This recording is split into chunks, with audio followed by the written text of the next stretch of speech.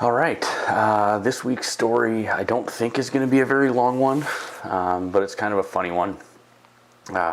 It's more of an embarrassing one. When I was in grade 2, I always used to compete with my buddy, Johnny Bert Whistle. And he was the smartest kid in our class, and it was always fun to kind of compete with him in our math class. And so we would always race through everything and try and beat each other. And he beat me most of the time, but it was a good, not an arch nemesis because we were friends, but like it was a good benchmark to kind of compete against because he was so smart. And so it really pushed me to work hard. And actually during that grade 2 class, I don't know if it was like a normal thing they did or whatever, but basically they were testing a few students to see if they were gifted. And I was lucky enough to be included in that group, potentially because I was working so hard against my buddy John. And so obviously he was in that group as well. I think there was 3 or 4 of us maybe that got pulled out to write some special test. It was a big deal. It was this special gifted program thing, and it was the first time I'd ever seen a Scantron test. I had no idea what a Scantron test was, but that's how we were being tested. And so during the test, you needed to have like a really sharp number 2 pencil. This was back in the earlier days, and so there was like, you couldn't use a pen, you couldn't use anything but a real sharp number 2 pencil, or the test wouldn't work. And so making my way through the test and got it just about all finished, and then ended up dropping my pencil while I was writing the test. I was almost done. I have pretty quick reaction time, and so as the pencil was dropping, I reached for it to grab it, and as I almost got it, the pencil bounced off the ground because it hit eraser first, and I ended up getting stabbed right in like the joint between my thumb and my forefinger there, and the pencil went like really deep into my hand. It was like it was a problem. I ended up having to stop the test and get taken to the hospital to get tested for lead poisoning. Luckily, I did not get lead poisoning. However, the next disappointing thing that happened was when they graded the tests, I ended up getting like 10% or some small percentage like that, because once again, not only was I not gifted, I was borderline brain damaged apparently. I did not do the Scantron test properly. I ended up skipping one of the first 3 questions, and so I was 1 question off for every single question I answered after that. And I was so embarrassed I didn't even want to rewrite the test. I was just like, nah man, we're good. I definitely am not part of your gifted club. I will stick with the normal kids. And yeah, so that was the end of that. And once again, there's my reminder to do these 11:15 at night on Sunday night. I'm hoping to do one of these stories every week.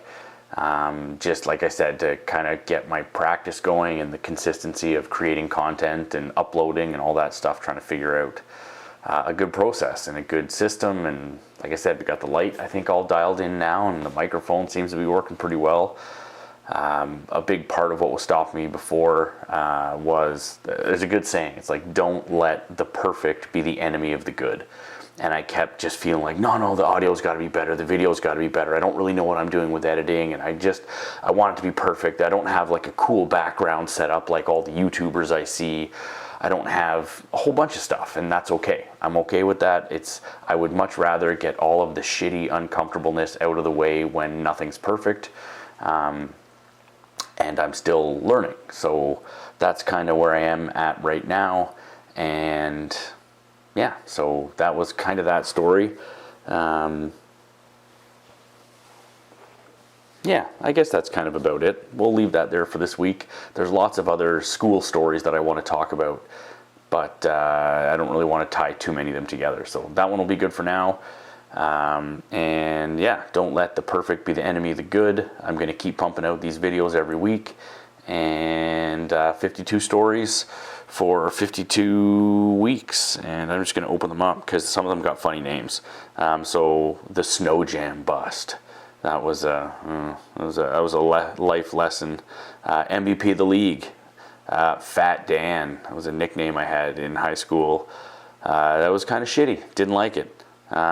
Scissor fight, that's a good one. That's on par with this special testing. Kingfisher Live Baits was one of my first forays into running a business when I was like 10 years old. The $100 drunk lawn cutting contract, that was another early business thing when I was a kid. The Albert Street Trade when I played hockey. Michael Garcia and his buddy on the street. This was a dark friendship day. Jeff Clark at Blake's Sleepover. Once again, a dark friendship day, but this time on my part. I fucked up, and to this day I feel like shit about it. Grade 2 bouncer problems. I think I've told that story before, but I'm excited to cover it again here. The Kimmy cover-up. Mr. Landry. Well, what grade do you want? Super frustrating. Love Mr. Landry, but this was like a very disappointing day in Mr. Landry's class. Mr. Wilson, aka Willie, the outdoor ed years. I've already done that one. Mr. Wilson's the bomb. The Ottawa Safety Patrol trip. Yo, you better believe I was on the safety patrol. I was just that cool. The Tom Fire. Lakefield Camp. The Stan Eminem song. Unbelievable. Unbelievable. Henry's Camera. There are no experts. First time I ever learned that just because someone holds a position of power doesn't mean they actually know what they're talking about. After being in photography for a long time, that was a fun story. Kind of really opened my eyes. Leaving the photography guy that I worked with in Southern Ontario versus leaving the sprinkler company I worked with. Two very different experiences. I've talked about it before, but I'm excited to do it again here.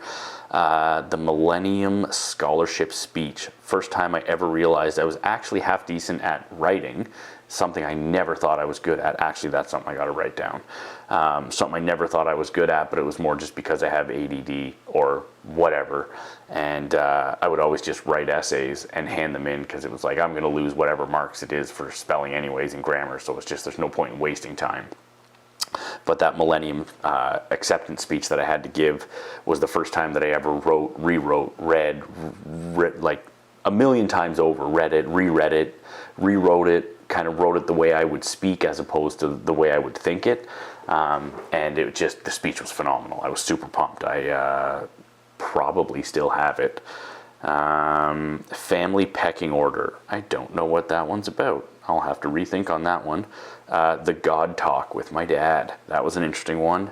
Spirituality in general. I'm excited to talk about my journey in that. The world is gray. Nothing's black and white. I have that conversation with my oldest daughter all the time. School fundraisers, pre-hustle. Not 100% sure what that one's about. If all these idiots run businesses, so can I. The catalyst for me starting a business myself. My dad's outdoor ed club trips, work to rule snowboard trips, backyard rinks, French fries to franchise. McDonald, that's a pretty good title, right? French fries to franchise. Yeah, that's kind of about it. So yeah, that's out for now. Looking forward to a bunch more stories. Once again, no rhyme or reason to them, just it's something that I'm able to do without having to do any research or any background stuff or any crazy editing. I can just jump on and talk and get more comfortable in front of the camera. So looking forward to it. That was week 6, and we'll see you next week.